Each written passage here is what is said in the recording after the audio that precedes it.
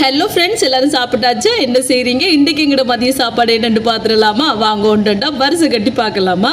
இது பார்த்தீங்கன்னு சொன்னால் சோறு. இன்றைக்கு குத்தரிசி சோறு தான் வடிச்சிருக்கிறேன்.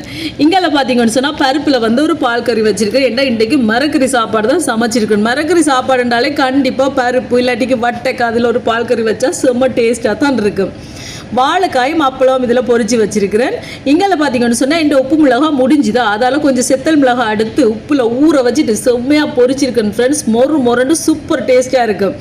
இங்கே பார்த்தீங்கன்னு சொன்னால் முருங்கைக்காயும் உருளைக்கிழங்கும் போட்டு செம்மையாக ஒரு குழம்பு வச்சுருக்கு. பார்த்தீங்களா, சூப்பர் டேஸ்ட்டாக இருக்கும். இந்த முருங்கைக்காயும் உருளைக்கிழங்கும் போட்டு குழம்பு வச்சா நல்லா தாளிச்செல்லாம் போட்டு செம்மையாக இறக்கி வச்சாச்சு.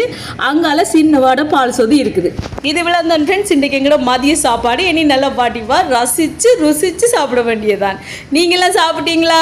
ஓகே ஃப்ரெண்ட்ஸ், வீடியோ பிடிச்சிருந்தா மறக்காம சேனலை சப்ஸ்கிரைப் பண்ணுங்கள். இன்னொரு வீடியோவில் பார்க்கலாம். பை டிட்டா.